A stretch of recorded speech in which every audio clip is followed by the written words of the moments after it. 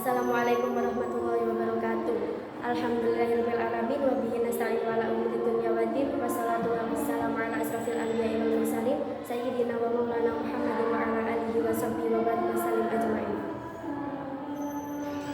Yang saya hormati Abah Kiai Haji Muhammad Idris Jamaluddin beserta Ibu Hajah Muhimah Falasifah selaku pengasuh Pondok Pesantren Al-Mu'min Putri, dan yang saya hormati Ustadz Ahmad Nidomi selaku Mudir Kepala Madrasah Diniyah Al-Mu'min Putri, dan yang saya sayangi kedua orang tua saya, dan yang saya cintai teman-teman kelas 6. Di sini langsung saja saya akan menerangkan asal usul Bahrul Ulum.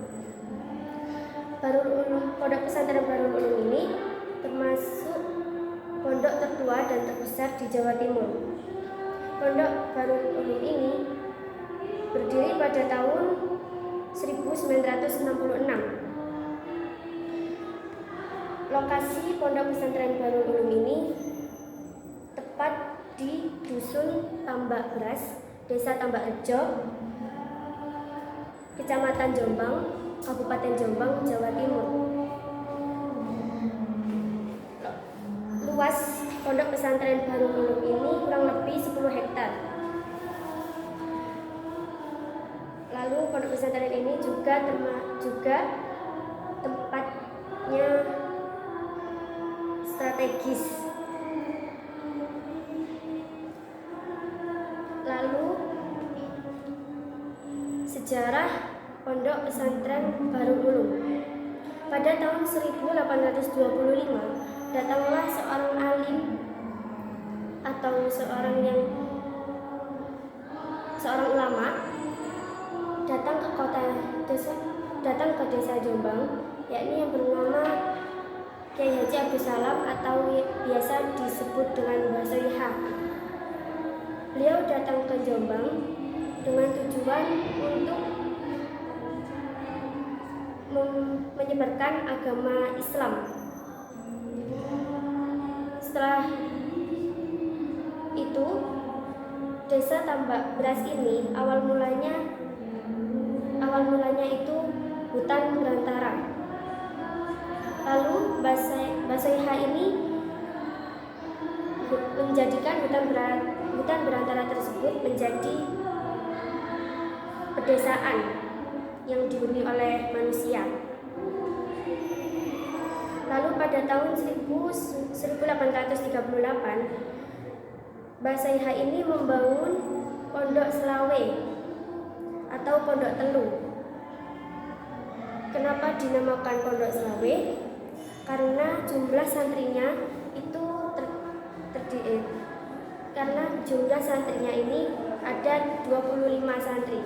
Dan kenapa dinamakan Pondok Telu?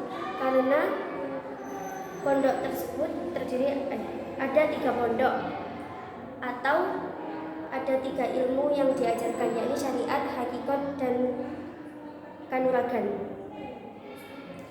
Setelah Mbah Soiha ini sudah sepuh, pondok pesantren ini dilanjutkan oleh menantunya, yakni Kiai Usman dan Kiai Said. Kiai Usman dan Kiai Said dan Kiai Usman ini meneruskan pondok pesantren Mbah Soiha. Lalu Mbah Said ini dengan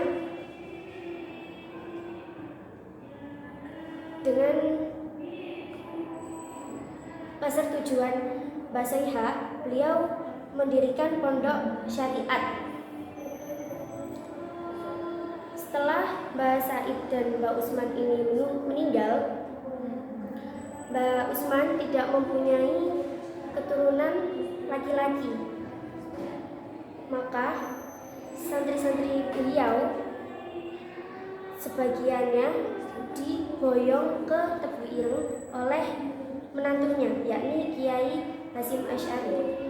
Lalu sebagiannya lagi dipindah ke pondok syariat.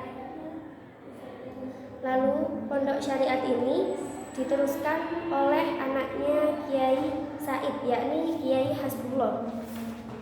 Kiai Hasbullah ini seseorang yang kaya raya dan mempunyai perkebunan yang luas, sehingga hasil perkebunan itu menghasilkan beras yang sangat banyak. Konon katanya desa tersebut dinamakan tambak beras karena mempunyai lahan beras yang banyak.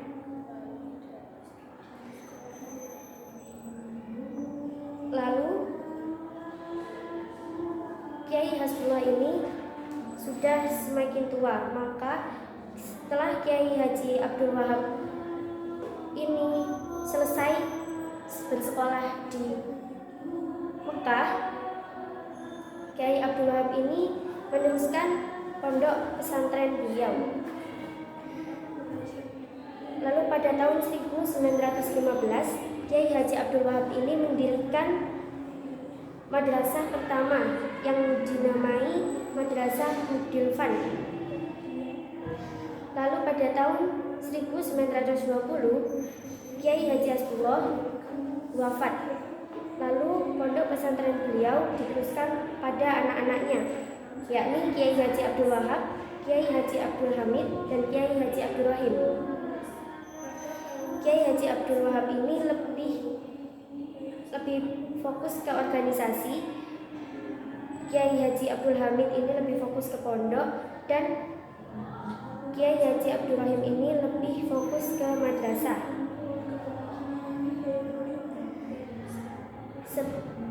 Demi menjunjung kehormatan wanita, dengan perintah Ibu Latifah, Kiai Haji Abdul Wahab membangun pondok putri, yakni yang bernama Al-Latifiyah pada tahun 1942. Setelah itu, Kiai Haji Abdul Hamid dan Kiai Haji Abdul Rahim memanggil keponakannya, yakni Kiai Haji Abdul Fattah, yang termasuk menantunya Kiai Haji Bisri Syamsuri. Kiai Haji Abdul Fattah ini dipanggil karena untuk membantu pengelolaan madrasah. Lalu pada tahun 1943, Kiai Haji Abdul Rahim ini wafat. Lalu pengelolaan madrasah ini digantikan oleh Kiai Haji Abdul Fattah. Kiai Haji Abdul Fattah ini membangun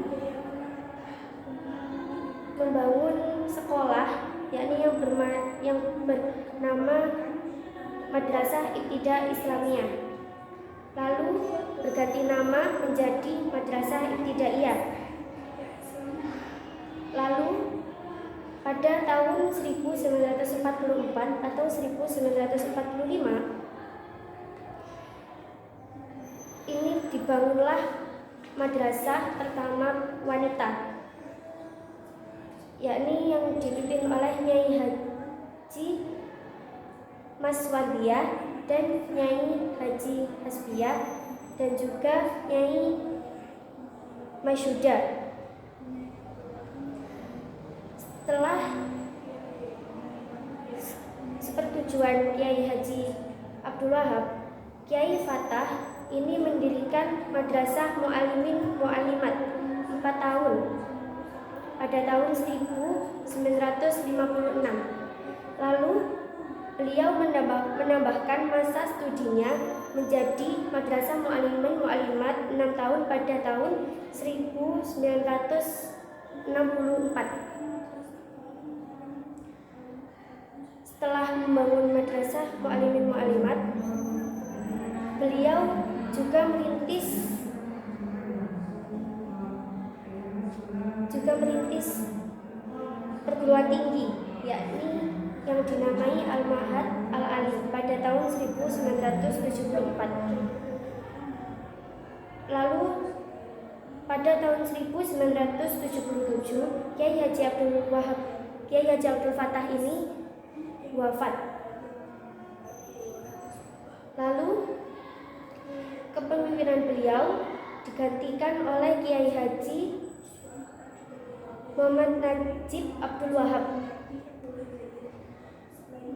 Beliau ini sangat konsisten sehingga pada tahun 1985 perguruan tinggi Ma'had Ali ini dihidupkan lagi menjadi sekolah tinggi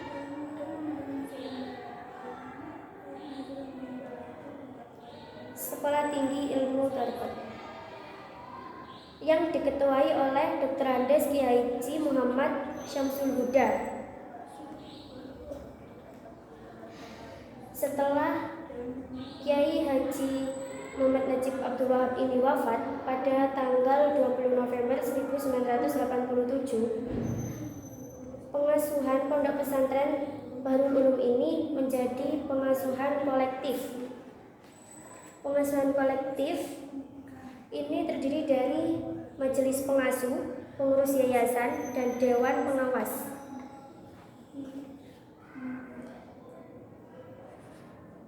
Terdapat 3 periode,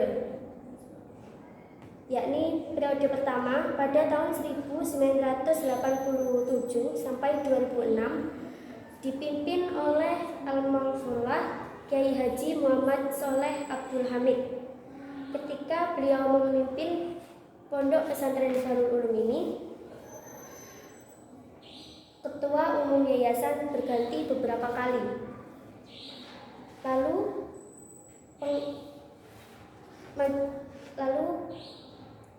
periode kedua pada tahun 2007 sampai 2008 ini Al-Maghfurlah Dr. Andes Kiai Haji Amanullah Abdul Rahim. Ketika beliau menjadi pemimpin pondok pesantren Bahrul Ulum, Kiai Haji Amanullah Abdul Rahim ini memanggil atau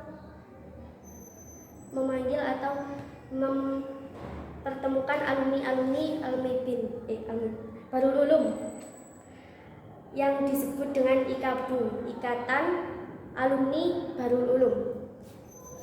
Setelah Kiai Haji Amanullah Abdul Rahim ini wafat, kepemimpinan kolektif ini berhenti hingga pada tahun 2009. Lalu pada 2009 itu diangkatlah Kiai Haji Muhammad Hasib Wahab menjadi pemimpin pondok pesantren Bahrul Ulum hingga sekarang. Pada 2016, pondok pesantren Bahrul Ulum ini sudah mencapai 191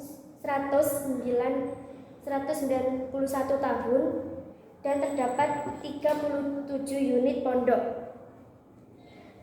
Dan madrasahnya berumur 101 tahun dan sudah terdapat 20 unit madrasah.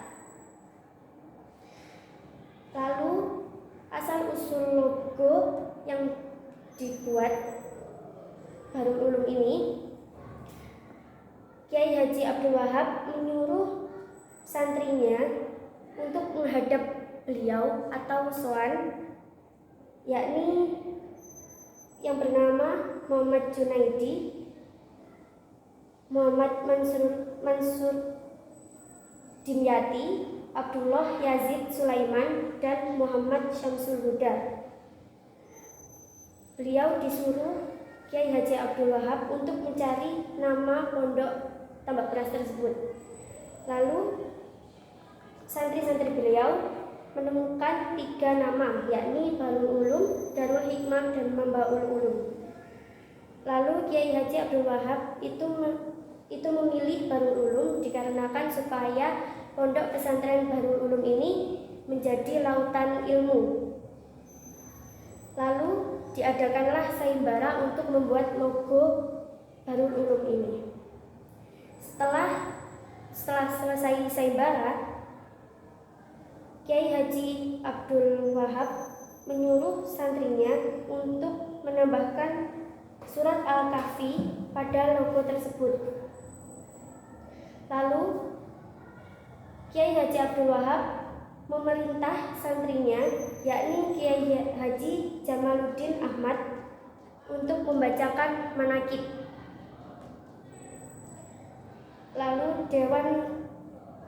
lalu struktur organisasi atau kepemimpinan Bahrul Ulum, yakni pertama Dewan Pembina Majelis Pengasuh. Ini merupakan jabatan tertinggi. Lalu Dewan Pengawas ini yang membantu Dewan Pemimpin atau Majelis Pengasuh.